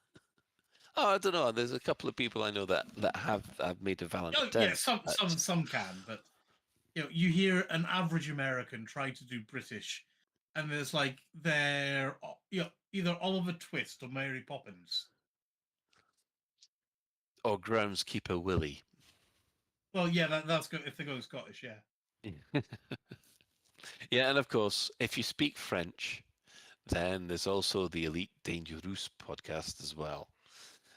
So after this, we have the latest Galnet Digest news, or Galnet News Digest, as provided by Commander Witherspoon and Commander Beetlejuice. And would like to thank everybody who's chipped in at the Twitch chat. And Chris, how many in-game commanders have you got hanging around the bar? We had a few that dropped in tonight. We had Siberius, we had Andy Sharp 42, Rocky Star was in the bar, and Commander Devil, I think I'm saying that right, who was wearing some cool shades, was also in the bar. Not a kilt. Not a kilt, cool shades. Nothing else, just cool shades. It was a bit off-putting for everyone having drinks. Aye. Yeah. And when are we going to have monocles for arcs? That's what we want to know. Monocles? Yeah, that's easily 25,000 arcs. Consider how much did they get away with that in Eve? It was a phenomenal amount. Wasn't it a £50 monocle? I mean, that's what you want, though. It is just an absolute flex, isn't it? Where you're standing there with your monocle.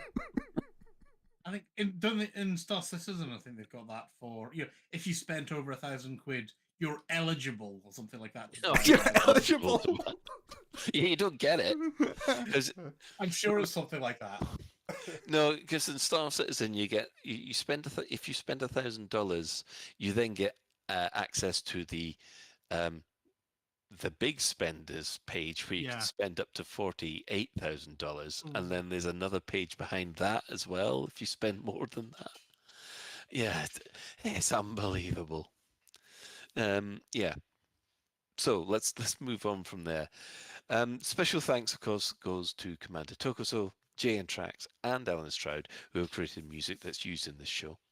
And that's it for another episode of Lave Radio. If you'd like to get in touch with the show, you can find all the contact links in the home/contact us menu of the laveradio.com website. Do let us know if you have any questions or if there's anything you'd like us to discuss in a future episode. Lave Radio is recorded live on a Tuesday evening at 8:30 and streamed out at laveradio.com. So, thanks to the Chris Mark V. You're welcome. Thanks to Ben. You're welcome. Thanks to the Chris Mark IV, who's also done the tech tonight. You're welcome. And until next time, Commanders, fly safe. And if you can't do that, you're welcome.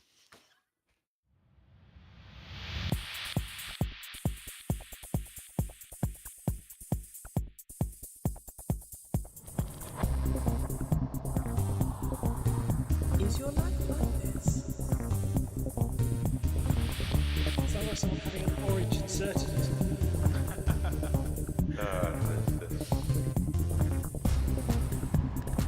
You need a safe word. Space can be done.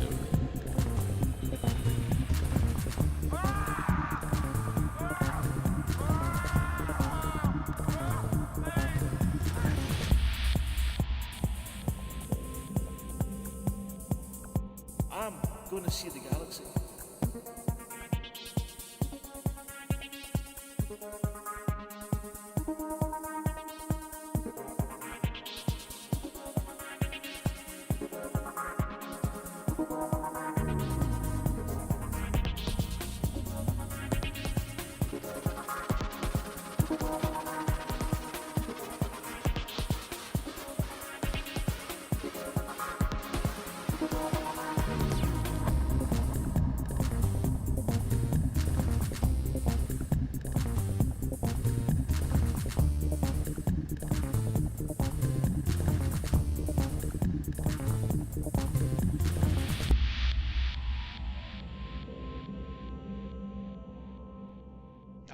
Damn it.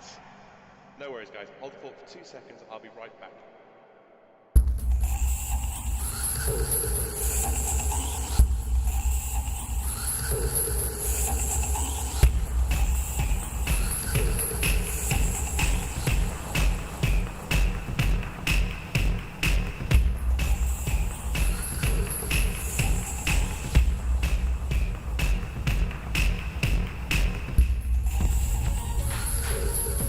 Galnet News Update, 14th of May 3310.